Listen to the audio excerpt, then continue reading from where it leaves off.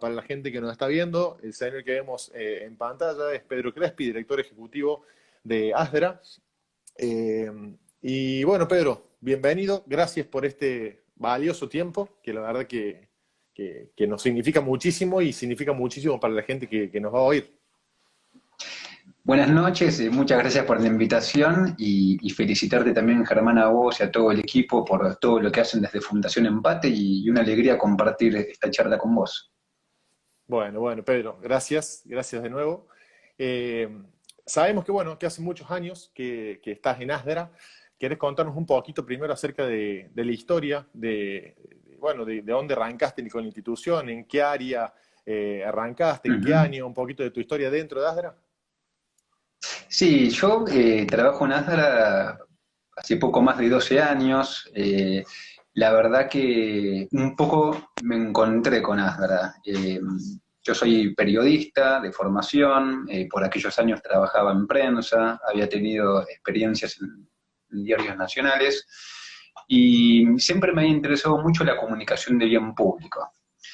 Y a raíz de una amiga que tenía, que en ese entonces trabajaba en Naciones Unidas, me había comentado que había una asociación que estaba buscando a personas para que pudieran colaborar en el área de comunicaciones, y que esta asociación era ASDRA, que es la Asociación Síndrome de Down de la República Argentina. Y la realidad es que desde que tuve la entrevista y desde que tomé contacto con la asociación, enseguida me gustó mucho la misión de la institución, fundamentalmente por tres cuestiones. Primero, porque vocacionalmente siempre me sentí muy volcado a trabajar junto con familias, que esta es una de las grandes riquezas que tiene ASDRE, donde realmente aprendo día tras día. Es muy lindo lo que uno aprende en el trabajo junto con las familias. En segundo lugar, porque me parecía muy interesante cómo la asociación trabajaba para incidir en la cultura, ¿no? Esto también me parece importante, poder mejorar la cultura, el entorno en el que vivimos, ese entorno que modela nuestras conductas, ese entorno que pueda hacer realmente que muchas más personas forman parte de la sociedad cuando realmente debieron ser todos. Hay que dar una batalla cultural importante. Y en tercer lugar, la gratuidad. Es decir, es muy conmovedor ver día tras día a los padres, a los abuelos, a las familias, dando su tiempo para trabajar también por otros, porque en definitiva ese es el gran laburo que hacen todas las familias de ASDRA. De hecho, recién tuve una reunión con coordinadores de grupos, ¿no? Después de las 6 de la tarde, de los horarios laborales, en este contexto de pandemia, de cuarentena. Así arranqué por el área de comunicación y te la hago corta. Con los años fui trabajando en la asociación, se me ofreció hace unos años la posibilidad de ser director ejecutivo y acá estoy desde 2007 ocupando ese cargo y la verdad que muy feliz por todo el trabajo que hacemos todos. No solo el equipo de gestión, sino las familias, voluntarios. La verdad que es un grupo humano muy, muy lindo. Bueno, tal cual lo decís, es un trabajo por ahí muy integral que se viene haciendo hace muchísimos años que tiene Asdra, que cuando se nombra a la institución como Asdra, se nombra como una institución madre, por así, pionera en lo que fue en el síndrome de Down, en la visibilización del síndrome de Down, en las peleas, en el trabajo con la familia, el trabajo muy integral, y en diversas cuestiones. Por ahí Asdra lo que tiene rápidamente cuando uno entra a su sitio o lo que ve es un trabajo muy transversal en distintas áreas donde, bueno, que creo que todos vamos para el mismo objetivo, el camino hacia la inclusión y lograr la inclusión verdadera, ¿no? Ujú. Totalmente, hace 32 años cuando nació ASDRA, no existía otra organización que trabajara por la inclusión de las personas con el síndrome de Down o que tuviera este tipo de organización. Y la realidad es que por eso ASDRA se inscribió como la Asociación de la República Argentina. Es decir, después realmente se lo fue ganando, ¿no? Como el gran trabajo que hacen muchas organizaciones. Pero yo creo que algo que es muy importante, y vos lo sabés también, Germán, desde Fundación Empate, uno se da cuenta cuando las cosas van bien, cuando van madurando, van creciendo y van produciendo realmente fruto. Vos pensás que ASDRA nació en un garage hace 32 años, un matrimonio que se enteró que iban a ser padres o acababan de tener un hijo con síndrome de Down y dijeron nosotros queremos la misma vida, la misma calidad de vida que para él que para el resto de nuestros hijos. Y cuando fundaron ASDRA tuvo que ver en esta creación que te decían en el garage, luego de una convocatoria que habían hecho a través de una carta de electores, padres muy jóvenes diciendo que querían compartir una información y un mensaje esperanzador sobre la realidad de las personas con síndrome de Down. Lo hicieron en un centro, ellos pensaban que iban a tener un puñado de familias a través de una convocatoria que hicieron a través de una carta de electores en un diario nacional, y se encontraron con una sala llena, con más de 300 personas. Y ahí se dieron cuenta que tenían que organizar algo. Y organizaron ASDRA. Y ASDRA en 32 años es lo que soy, y con un trabajo en red con muchísimas organizaciones, líder en la Argentina, líder en la región iberoamericana, pero lo importante no es los reconocimientos y los títulos, lo importante es el reconocimiento legítimo por un trabajo sostenido, por un trabajo perseverante, por un trabajo de gratuidad y por un trabajo de entrega. Yo creo que ASDRA realmente le hace una gran contribución a la sociedad por ese trabajo mancomunado de familias y porque realmente siempre se ha centrado en algo muy noble, que es trabajar por la inclusión de la persona con síndrome de Down en todos los ámbitos.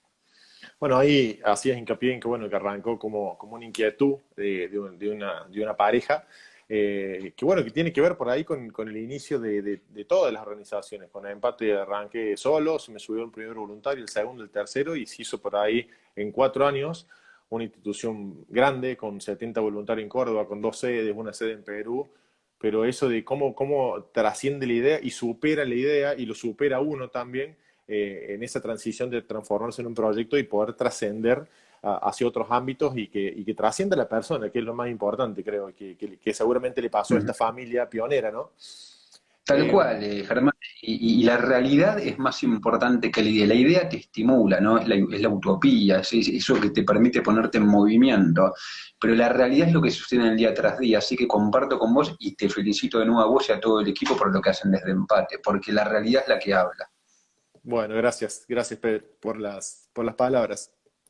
Hoy nos congrega este vivo. Bueno, Edu, algo ya fuimos adelantando por redes. Sabemos que un alto porcentaje de la población, lamentablemente, estando por ahí en el 2020, utiliza la palabra mogólico a modo de insulto, sin darse cuenta de la realidad del empleo de esta palabra que constituye un claro acto de discriminación, ¿no? Allá por el 2009, me contabas que ASDRA lanzó una campaña nacional que se llama de insultos. ¿Nos contás un poquito cómo surgió? ¿Cuál fue la iniciativa en ese momento? ¿Cuál fue el puntapié inicial para decir, bueno, larguemos esto? ¿Y cómo se desarrolló la misma? Que es muy, muy valioso esto. Se desarrolló porque la palabra mogólico está muy ligada a la persona con síndrome de Down, y la verdad que es una palabra que genera muchísimo dolor. No solo en la persona con síndrome de Down, sino también en su familia. Y, y nosotros realmente hacía tiempo que teníamos ganas de desarrollar un trabajo, una campaña que concientizara al respecto, porque a veces, no solo con la palabra mogólico, no nos damos cuenta el daño que podemos hacer cuando utilizamos a alguien, cuando agredimos a alguien, el poder que tienen nuestras palabras. Entonces, por el año 2009, nosotros diseñamos una campaña con apoyo de una agencia de comunicación, Quintana, que realmente en ese momento nos dio una ayuda muy grande, y pensamos en el diseño de una campaña con bajos recursos, pero que tuviera realmente mucho impacto y que se pudiese viralizar en redes sociales. Las redes sociales comenzaban a estar con mucho auge, en ese momento recuerdo Facebook, y dijimos de hacer una campaña corta, contundente y con impacto. Entonces lo que hicimos fue trabajar en torno a este concepto de la palabra mogólico utilizada a modo de insulto, y lo que hicimos fue aprovechar la red de vinculaciones que teníamos en ese momento. Se nos dio la oportunidad de ir a presentarla a Salta. Nosotros buscábamos una plaza en el interior, en aquel entonces Urtubey era gobernador de Salta, y decidimos ir desde las periferias hacia el centro. Viste que muchas veces en los grandes centros urbanos, en Buenos Aires, es muy difícil ganar agenda mediática, porque te gana la urgencia, te gana el escándalo y te gana la multiplicidad de acontecimientos. A veces cuando vos venís de lugares más tranquilos o que se dan más lugar a este tipo de agendas, podés llegar con fuerza desde afuera.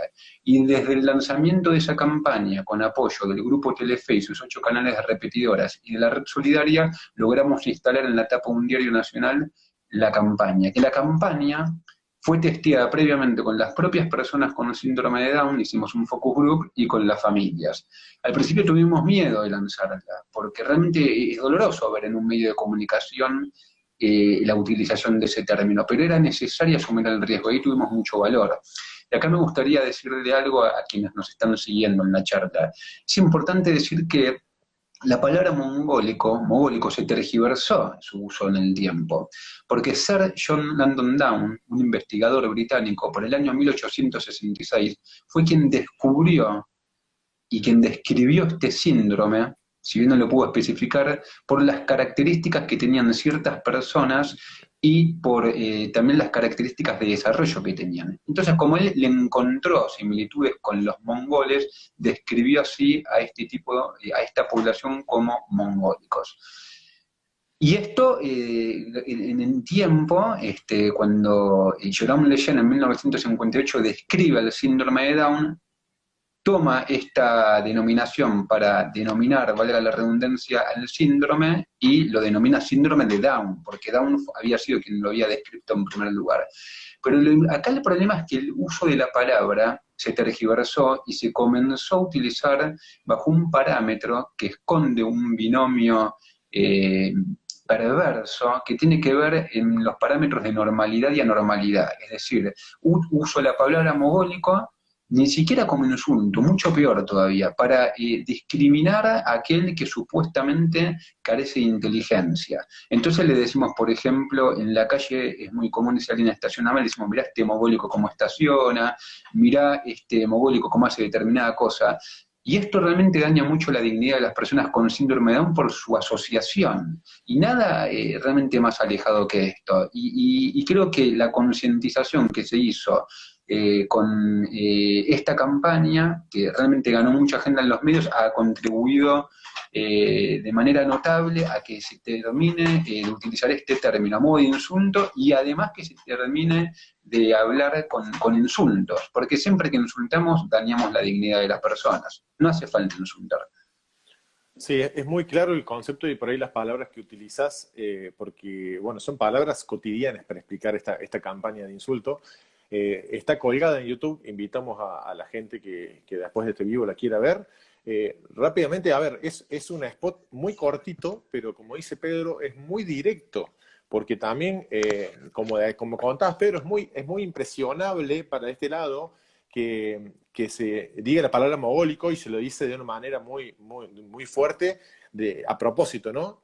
Justamente para que llame la atención, para quien no la vea después, son distintos insultos, y en la televisión, como vemos en los medios audiovisuales, cuando uno insulta, se le pone el pip arriba del insulto, entonces hay varias personas insultando, diciendo pelo, distintos insultos, se le va poniendo el pip, y llega el momento que una persona dice mogólico, y no se lo censura. Entonces, es buenísima la campaña porque, como decías, es cortita, pero es muy directa, y quiere mucho, tiene un montón de mensajes por detrás. Esto que decimos, bueno, lo que está bien es no ser mogólico, entonces, y si está mal, es ser mogólico. Entonces, fue buenísima porque, como decíamos, fue por ahí con bajos recursos, no se utilizó demasiado dinero, pero una campaña muy directa. Sí, muy directa, y además acá me sale mi halo comunicador, ¿no? Es decir, nuestras palabras generan escenarios y encuadran nuestras relaciones. Nosotros con las palabras creamos escenarios y podemos construir una sociedad más o menos inclusiva. Por eso es muy importante hablar bien, con respeto, respetar la dignidad de cada persona. Este tipo de mensajes es muy importante que se puedan difundir y que vayan ganando cada vez más terreno, porque infligen realmente y causan un dolor muy grande en la población.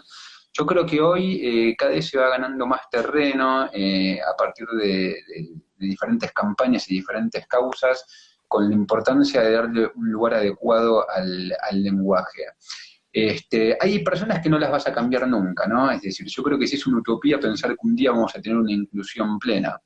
pero sí, como decía Martin Luther King, yo creo que nos tiene que preocupar y ocupar a esa inmensa mayoría que realmente tiene un corazón noble, que realmente da espacio a trabajar por una sociedad mejor, y que sí es importante explicarles el daño que causan este tipo de terminologías, explicarles también por qué hay que hablar bien y con respeto.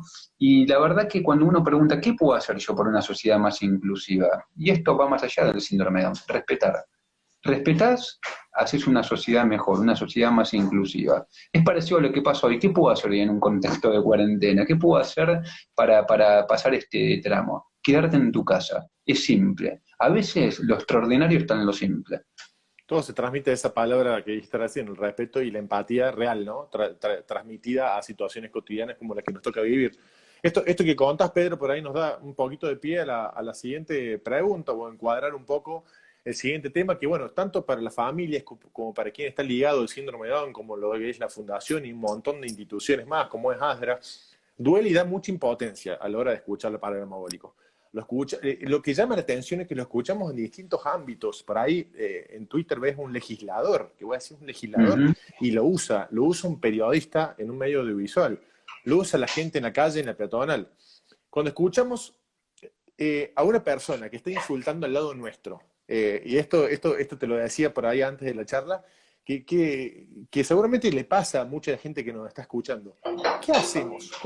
¿Qué deberíamos hacer si nosotros, la persona que está al lado nuestro insulta? ¿La conozcamos o no la conozcamos? Por ahí si la conocemos es más fácil decirle, che, mira, no. Pero si no la Ujú. conocemos, ¿cómo deberíamos actuar todos? No simplemente quien está ligado con el síndrome de Down, sino todo aquel que sabe que no se debe usar la palabra mogólico. Bien, la verdad es que humanamente a todos nos cuesta, ¿no? Cuando nos encontramos con algunas situaciones que tal vez son incómodas y esto requiere coraje, ¿no? Y esto también se va trabajando, se va ensayando, es esta cuestión de no balconear y animarse y meterse, ¿no? Cuando esto amerita. Eh, lo que sí creo que, y esto es algo lindo que tenemos desde ASDRA, que eh, es importante ser cálido, ¿no? Nunca el mejor camino es la pelea. La calidez no quiere decir no ser firme y no implica tampoco la ausencia del conflicto. Sí asumirla, pero me parece que es muy importante realmente poderle explicar al otro y hacerle ver el daño que está causando, realmente con sencillez, con humildad, porque muchas veces, y en general creo que del otro lado hay buena recepción, creo que muchas veces se dicen cosas sin pensar, y estoy convencido que muchas personas que utilizan el término mogólico no están pensando por ahí en ese momento específicamente en una persona con síndrome de Down, pero van alimentando este imaginario colectivo.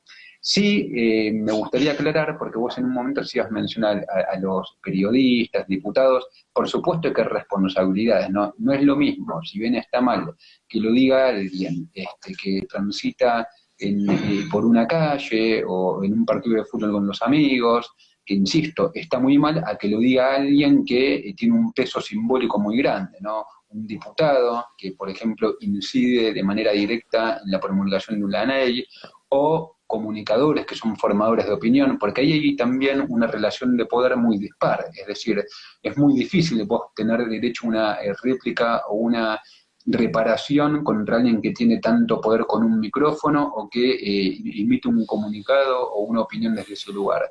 Entonces me parece que ahí también desde ASDRA nosotros, si bien siempre vamos por un diálogo y por un estilo constructivo, también ponemos mucho más el acento cuando esto ocurre en otros niveles, ¿no? Y ahí creo que hay una desigualdad de poder, entonces también la respuesta tiene que venir por el mismo ámbito. Es mucho más el impacto y el dolor que causa porque son comunicadores, justamente, ¿no? Si escuchamos el discurso de un legislador o de un periodista en un medio audiovisual, llega mucha más gente que esa persona que lo dice en la calle. Sí, aparte perdón, Sí, Germán, sí. que te interrumpí, y aparte porque son ejemplo, es decir, son nuestros representantes, un comunicador está formando opinión, es decir, los estamos mirando muchos. Entonces, ahí es muy importante que los dirigentes, los comunicadores, los que estamos al frente de organizaciones, cualquiera que tienen cargos de responsabilidad, tienen que saber que los están mirando. Y entonces, parte de esto es realmente estar muy atento a estas cuestiones y realmente dar el ejemplo. Es mucho mejor los gestos que las palabras. Y como en las épocas que vivimos ahora, que también es bastante peligroso y lo tienen que tomar con bastante seriedad esto, que son los influencers, ¿no? Que son por ahí personas de edad temprana, por ahí no con tanta experiencia, y al decirlo de una manera por ahí que ellos piensen que es graciosa, por decirlo como lo hizo un influencer conocido, que bueno, no vale ni la pena nombrarlo, porque después Ujú. se rió de esto y demás. ¿Cómo, qué es lo feo, ¿no? Porque un influencer, el nombre de influencer sabe que es un influenciador hacia un montón de personas que siguen, porque hoy un influencer tiene millones de seguidores en YouTube, en Instagram, y cómo ese mensaje, cómo por un lado te tira abajo, entre comillas, y decís, tanto laburo que estamos haciendo con esta campaña, y viene este influencer, te tira eso y llegó a 3 millones de seguidores que tiene. Cómo eso, que iba a decir, bueno, no hay que desanimarse, ¿no? Porque vas a ir pasando, pero es el riesgo de los tiempos que corren hoy, con esto de la tecnología, de los influencers, que también es muy importante, ¿no? Sí, totalmente. Yo creo que la tecnología tiene bondades muy buenas, ¿no? Es decir, por un lado, esta posibilidad de democratizar los mensajes, de amplificarlos, de llegar con una herramienta de muy bajo costo a muchos públicos para concientizar. Y también tiene estos riesgos, ¿no? La vertiginosidad, la frivolidad, a veces esta cuestión que, bueno, digo y expreso lo que se me antoja y no mido lo que estoy diciendo y cómo puedo herir a los otros, ¿no? Eh, Creo que ese es un desafío muy grande y bueno, pero creo que también, como te decía en un momento, ¿no? Esto va a ser es un desafío constante, ¿no? De todos los días. Por eso celebro este espacio como el que tienen ustedes desde la Fundación, que es constructivo, es propositivo.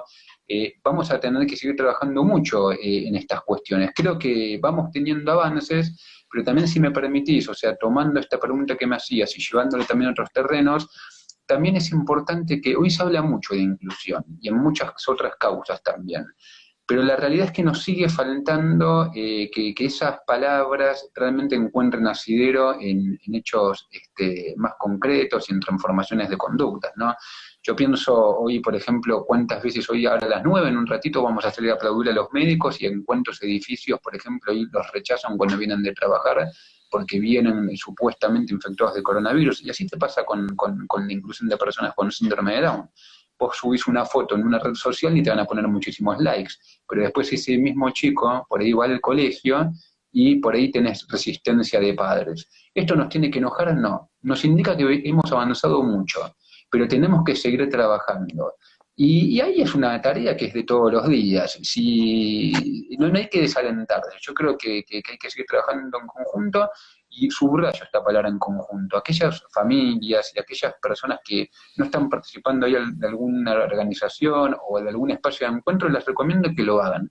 Porque siempre el equipo, el conjunto, la asociación, la grupalidad fortalece, te ayuda, te robustece y siempre es mejor juntos que solos. También ayuda mientras más seas, visibilizar más, ¿no? Qué mejor Uh que -huh. el ejemplo de visibilizar, porque por ahí uno puede tener las mejores iniciativas, los mejores mensajes, pero el mensaje es mucho más directo cuando se visibiliza, se viraliza esto, ¿no? Desde una persona con síndrome de Down trabajando en una empresa, una persona con síndrome de Down jugando en la selección de futsal de síndrome de Down. Esto de visibilizar y la importancia de ese cambio, más allá de sumar fuerzas, el hecho de visibilizar lo que la persona puede hacer y también dejar como instituciones o lo que fuese, dejar también de eso de demasiado del pobrecito, de que le tengamos lástima, que pone. Entonces también sumar desde esa parte, desde las instituciones ligadas o no con el síndrome de Down, ¿no? Que sea como un cambio también cultural a nivel sociedad, que creo que es lo importante. Eh, un, po Totalmente. un poquito, Pedro, que va un poquito con la pregunta anterior, eh, el INADI, ¿qué papel juega en estos casos? Hoy por hoy, ¿está legislado? ¿Se puede denunciar a alguien por usar la palabra mogólico de manera peyorativa o Sí, no? Mira, podés denunciar, de hecho en algunos años, creo que fue en el 2010, declararon de interés la campaña Insulto y a alguien que utilizó el término le han pedido que se pusiera en contacto con Asdra.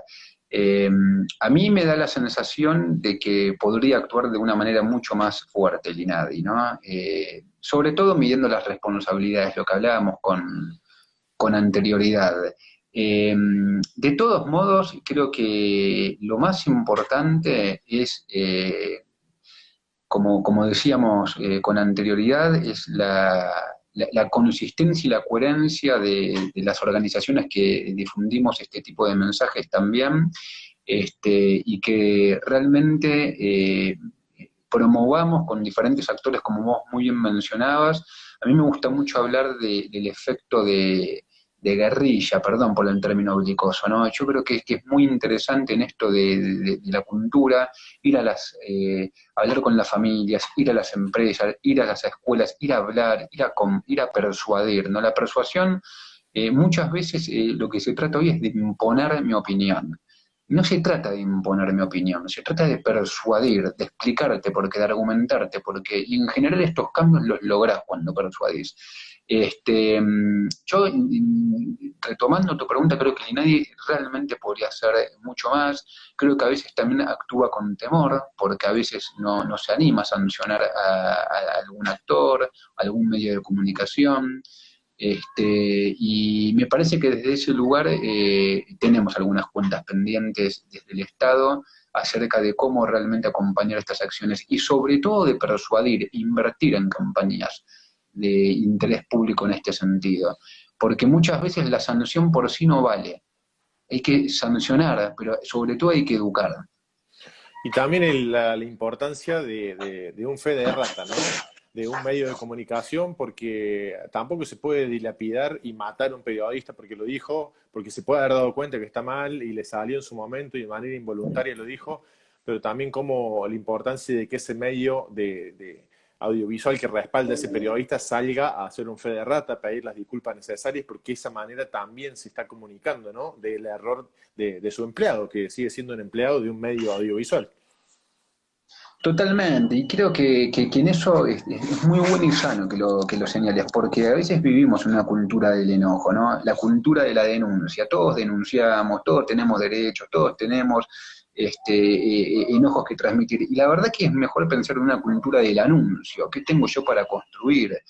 Una cultura también del ofrecer, no en solamente pedir, pedir, pedir, y desde ese lugar me parece que también hay que reconocer cuando una persona se equivoca y se rectifica, hay que valorarlo también. Hoy no es muy común esto de que Mm. la gente, o que reconozcamos cuando nos equivocamos, que pidamos perdón, que cuando nos rectificamos. Digo, qué poderoso es eso, ¿no? Darse cuenta que me equivoqué y a partir de ahí poder transmitir un mensaje. Aparte de que se da cuenta que se equivoca, cuando transmite su mensaje es mucho más poderoso, porque cree verdaderamente. Entonces no hay una disociación entre lo que digo y hago. Que ese es el problema que hablamos hace un rato, ¿no? De que la cuestión está muy visible, pero falta también concreción en hechos concretos. Se dice, pero falta en ese hacer. Si bien estamos avanzando, y esto es lo mismo, ¿no? Es muy valioso cuando alguien se da cuenta que cometió un error, lo rectifica y además lo está empezando a anunciar de una manera convencida. Tal cual, clarísimo, Pedro. Bueno, una de las últimas preguntas y después vamos a dejar ahí un espacio abierto a algunas preguntas que puedan hacer los seguidores. ¿Pensás que sería viable o posible que desde los colegios se genere contenido e información para que sea agregado a ciertas currículas, no solamente sobre la manera y la mala utilización de la palabra mogólico, sino también de otras formas correctas de referirnos a las personas con discapacidad, como por ejemplo las personas no videntes en vez de decirle ciego? Esto de generar contenido desde los colegios de manera más oficial, porque de nada sirve que un profe se le ocurra y en una clase haga alusión a esto, a la palabra mogólico, a la forma, sino que esté metido dentro de la currícula, ¿no? ¿Crees que es viable? Yo creo que es viable. De hecho, nosotros, por ejemplo, con la Dirección General de Escuelas Públicas de la Ciudad de Buenos Aires, a través del programa Alumnos Ciudadanos, que son personas con síndrome de Down que van a dar charlas a los colegios y a concientizar sobre valores, lo estamos haciendo, costó, pero hemos logrado visitar escuelas, donde si bien estos jóvenes van a hablar sobre valores, lo más importante es que el verdadero mensaje son los mensajeros, ¿no? Es la presencia de la persona con síndrome de Down. Yo creo que es viable, pero también hay que pensarlo en un sentido amplio, ¿no? Me parece que este parate, por ejemplo, de la cuarentena nos viene también bien para pensar la educación, y ahora te lo relaciono con tu pregunta que me parece muy interesante. Vos fíjate que muchos padres hoy están preocupados porque dicen, mi hijo se está atrasando, no está teniendo clases o está teniendo de modo virtual. Esta es una lógica muy del mercado, y esto no lo digo de una manera ideológica, sino descriptiva y desde la observación. Hoy nadie se está atrasando, estamos todos en el mismo lugar porque estamos paralizados. Es decir, todos los chicos tienen la escuela hoy con una parálisis, es decir, no están pudiendo avanzar en sus contenidos. O van avanzando como van pudiendo con un enorme esfuerzo de los docentes y de los padres hoy también. ¿Y esto por qué lo uno? Porque muchas veces también la educación la pensamos desde la competencia, desde la instrucción, desde la acumulación de saberes que son necesarios para la vida. Pero hay un saber que tiene que ver con lo axiológico, con los valores. No es nada más competencia, también es colaboración, es cooperación. Y si podemos pensar una escuela que realmente sea más colaborativa, que también dé lugar a las inteligencias múltiples, al valor humano, pero realmente que esto lo podamos incorporar. Y bueno, yo creo que vamos a tener no solo mejores escuelas, vamos a construir mejores ciudadanos, vamos a formar mejores ciudadanos, vamos a tener mejores líderes. Yo creo que el desafío es repensar cómo estamos educando hoy. Y en ese rediseño y en ese pensamiento, creo que sí es muy posible poder introducir estas cuestiones de temáticas, que ciertamente tienen que estar.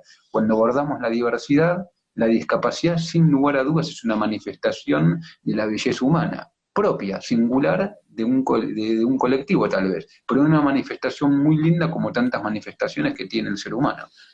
Yo creo que ha habido un avance, Pedro, no sé si coincidís conmigo, en esto de generar contenido en distintos ámbitos de educación, ya que la discapacidad de a poquito va ganando su terreno y de a poquito la vas viendo en la carrera de abogacía, en una carrera como la mía, que es de sistemas, obviamente en una carrera de un profesor de educación física, en distintas carreras, distintas temáticas educativas. La discapacidad de a poco o tiene una materia dentro de los años de la carrera o es un módulo de alguna materia. De a poco esto de pensar en la discapacidad de una manera inclusiva, ¿no? Creo que esto, no sé si, por eso te decía, no sé si pensás o viste seguramente esto, pero creo que de a poquito se va ganando ese terreno necesario. Sí, totalmente. A ver, lo de la currícula es muy importante, por eso es importante también trabajar mucho yo creo que en el encuentro, en la transformación, porque uno realmente se transforma y yo creo que aprende verdaderamente en el encuentro que a veces tenemos de una persona o del resto. Y esto, acá estoy hablando de todas las relaciones humanas. Recuerdo hace no tanto un intercambio que tuve con un docente de la UBA, que él había manifestado en una entrevista que las personas con síndrome de Down no tenían pensamiento abstracto, ¿no? Y la verdad que desde ASRA nos dolió mucho ese pensamiento. Primero porque lo decía alguien que estaba vinculado con la cuestión de la discapacidad, pero además porque realmente te muestra esta falta de conocimiento, ¿no? Esta teorización, esto que hablábamos al inicio de la charla, de que la realidad es más importante que la idea. Cualquier persona que tiene un contacto directo con una persona con discapacidad intelectual sabe que esto es una falacia enorme, decir que no tienen pensamiento abstracto. La verdad que realmente lo que pasa es que muchas veces estamos tan acelerados que no nos detenemos para escuchar, porque siempre que te detenés y escuchás, aprendés. Y la verdad que muchas veces la descripción y la percepción que tienen sobre la realidad es mucho más profunda que la que solemos tener los seres humanos que andamos corriendo, el resto de los seres humanos, ¿no? Entonces me parece que es importante, sí, que se inicien la currícula, es importante que se visibilice ahí y sobre todo en los ámbitos escolares y académicos donde formamos a ciudadanos, a los ciudadanos y a los dirigentes, pero no solo que se formen, también que se dé y sobre todo lugar y participación. porque la mejor manera de educar es en el ámbito donde todos participamos, porque nadie sabe más que todos juntos. No incluir es perderte experiencias muy importantes y sobre todo la riqueza que aportan las personas con discapacidad. Y dar por sabido, dar por supuesto algo que está en el aire, ¿no? Lo que contabas de este profesor que decía sobre el pensamiento abstracto, porque fue una opinión de él, digamos. Entonces, como la importancia que tiene de las personas por ahí idóneas en esto, de la parte cognitiva de las personas con síndrome de Down, la importancia también de esas capacitaciones necesarias, no siempre hablando en un público que siempre decimos, va a haber una charla sobre la parte cognitiva de las personas con síndrome de Down, listo. Y uno se piensa que es para la familia, para el entorno, debería ser para la sociedad, como decís vos, tiene que ser de manera participativa para que esto sea inclusivo, digamos, porque ese mensaje tiene que llegar más allá de la familia, porque la familia ya lo sabe. Cómo trascender con el mensaje a partir de esos conceptos claros que puede brindar una persona idónea, ¿no? Sí, totalmente. Y más en eso, desde esos lugares de poder, ¿no? Cuando uno está repensar seriamente el sistema educativo. Y también, ¿sabes qué? Cuando hablamos de educación, también repensarnos a nosotros mismos, ¿no? A mí me gusta mucho hablar de inclusión tomando las palabras de un padre fundador de Asdra, que fue Luis Bullitt, que es Luis Bullitt, y que él siempre habla de la militancia del metro cuadrado, ¿no? Y a mí me encanta, ¿no? Porque es como un poco con las palabras, ¿no? Yo, hablando con respeto, puedo realmente generar escenarios más inclusivos. Y también desde mi lugar, desde mi posición concreta, acá y ahora también puedo hacer un montón, acercándome, animarme a encontrarme con personas que son diferentes, con personas que opinan distinto de mí. Me parece que en el fondo, cuando no incluimos es porque estamos muertos de miedo, porque queremos quedarnos en nuestra zona de confort y porque queremos y nos es más cómodo ver la realidad como la queremos ver. Esto no quiere decir que en el diálogo tengo que diluir la consistencia de mi pensamiento o que tengo que dejar de pensar como pienso. Porque ciertamente un diálogo auténtico se da cuando vos tenés tu opinión y yo la mía, pero podemos dialogar desde una identidad definida. A mí lo que me asusta es el sincretismo, es decir, poner todo bajo un mismo común denominador. Hoy es lo políticamente correcto, ¿no? Entonces, por eso lo que hablábamos hace un rato, se visibiliza mucho porque es políticamente correcto, pero en realidad no estamos hablando de lo que de verdad pensamos. Entonces, las conductas no acompañan. Entonces, también desde ahí que tenemos que nosotros educar desde ese lugar, lo que cada uno puede hacer desde su lugar. Realmente, como te decía hace un rato, no solo informar, persuadir y promover el encuentro. A mí me encantaría que mucha gente tome contacto con las personas con síndrome de Down que conozco, que conocí en Asdar. A mí me transformaron muchísimo. La verdad que todos los días se está aprendiendo. No solo de ellos, también de los padres, de lo que dan día tras día. Entonces, el encuentro siempre es enriquecedor. Cuesta, porque en los encuentros hay conflictos, hay tensiones, bueno, pero justamente es también el lugar donde surgen los aprendizajes, las mejores manifestaciones y el enriquecimiento que se da justamente por la experiencia grupal. Creo que hay que romper esa barrera de la que hablas, Pedro, de que pasa y todavía sigue pasando con personas de distintas edades, ¿no? Donde cuando le preguntas, che, ¿tuviste contacto con una persona con síndrome de Down, independiente de la edad que tenga? Y ante el desconocimiento de uno sobre el síndrome, es eso de no, y del miedo, y de si me acerco, ¿qué pasará? ¿Cómo le hablo? Y eso de animarse, ¿no? De la enseñanza y el aprendizaje que genera el encuentro con la persona con discapacidad y sin discapacidad. Ese encuentro es lo genuino y de lo cual se aprende muchísimo. Es quitar ese miedo por ahí, romper esa pequeña barrera de acercarse. No te va a morder, a ver, dialogar, preguntarle cómo se llama, qué le gusta. De alguna manera, Totalmente. si habla o no habla, no es un impedimento. De alguna manera se va a transmitir hacia vos. Y de poquito ir rompiendo esa pequeña, porque para mí es una pequeña barrera, porque uno cuando ya la Totalmente. rompe, no hay vuelta atrás. Cuando uno ya la rompe, ya tomó contacto, ya dio un aprendizaje y ya se va a acercar mucho más. Bueno, vaya si lo hiciste vos con Fundación Empate, de eso se trata, ¿no? Es de primerear. Y además pienso, ¿no? En la vida, es mucho mejor. asumir riesgos, ¿no? Te puedes equivocar, pero es la manera realmente de crecer.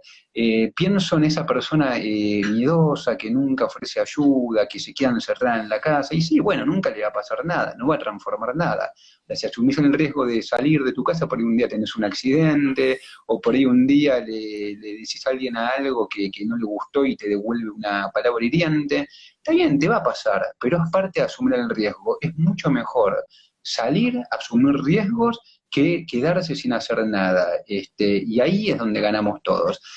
Crecer implica asumir riesgos. Y en este caso se aplica totalmente. Yo la verdad que he aprendido muchísimo de muchas personas, continuamente sigo aprendiendo. De hecho, me divierto mucho. Ahora se me viene a la mente Martín. Martín es uno de los jóvenes de Asdra que tengo una anécdota muy linda. Nos fuimos hace 2 años de campamento y yo le dije que me, me devolvieron un cargador, porque él me lo había pedido prestado, un cargador del teléfono, y no me lo había devuelto. Yo estaba convencido, él me decía que sí me lo había dado. Y se lo di, pregunté 10 veces, y él me decía, ya te lo devolví, hasta que en un momento se enojó y me dijo, te lo di, boludo. Y me recontra enojé, ¿viste? Y agarré y le dije, está bien, Martín, y me fue a dormir y al otro día me levanté. Y él tenía razón, él me lo había dejado arriba de la cama y a mí me había caído. Y digo, y esta anécdota que es tonta, que es simple, siempre yo la recuerdo con mucho afecto, porque digo, ahí desapareció el tema del experiencia de amistad que tuve con alguien. Entonces, lo que es lindo cuando compartís con alguien, que este es el punto al que quiero ir, es cuando te encontrás con la persona. No hay que dejar de lado el diagnóstico, hay que dejar de lado las etiquetas. Lo importante es la persona, y la única manera de encontrarse con alguien es compartiendo. Y estas anécdotas se viven cuando compartís, y estas anécdotas son las que hacen las amistades, son las que tejen los vínculos. Así que para mí realmente siempre es lindo poder encontrarme con personas. Bueno, la verdad muy lindo. Ha sido una linda charla, Pedro. Abordamos desde la campaña de insultos, que seguramente la vamos a estar compartiendo también luego de este vivo por las redes, ese video del que tanto le hablamos. No ha habido muchas preguntas, pero lo que sí hubo, por lo que estuve revisando recién, son, bueno, muchas personas agradeciendo los conceptos y cómo se fueron abordando las distintas temáticas de las que hablamos de una manera tan clara, ¿no? Porque de eso se trata por ahí, de lo que hablamos, justamente de cómo comunicar, de comunicar de manera clara. A las personas nos llega un mensaje, si es claro, si es con palabras que utilizamos en el día a día, esto, ¿no? Que fue muy provechoso para la gente que nos siguió. Agradecen, te mandan muchos saludos. A los que nos siguieron, un gran mensaje y una gran responsabilidad, que si tienen algún amigo que todavía está usando la palabra mogólico, inconsciente, conscientemente, lo que fuese, vamos a dejar esta charla colgada en el Facebook de Fundación Empate, así que van, comparten, se la mandan y decirle, bueno, mira, y ese va a ser un lindo aporte de cada uno de los que estén viendo esto. Cada uno llevarse como tarea a la casa y decirle, bueno, mira, aquella persona se acuerdo, dijo mogólico, le paso este video y esperemos de a poquito que eso sea exponencial, ¿no? Que esa persona se lo pase a otra y demás, y de a poquito vayamos quitando esa palabra que tanto duele y tanto nos duele. Así que gracias, Pedro, gracias, la verdad, gracias por el espacio y por el tiempo. Y nada, te dejo por ahí el último espacio para algunas palabras finales. Muchas gracias a vos, Germán, y además felicitarlo por todo lo que hacen desde Fundación Empate y por esta iniciativa, porque creo que la comunicación tiene que tener precisamente estas instancias, ¿no? Muchas veces nos acostumbramos a los muros, los prejuicios tienen que ver mucho con los muros. Y lo que tenemos que tender es hacer puentes. La comunicación es una vía, es un vehículo para tender puentes y a través del diálogo poder ir derribando estos muros de prejuicios. Y también lo pienso como metáfora de lo que nos pasa hoy, ¿no? Es decir, tanto se habló en últimos tiempos de construcciones de muro entre Estados Unidos y México, las restricciones, encerrarnos en nuestras fronteras, no dejar que ingresen los inmigrantes o los refugiados a determinados países.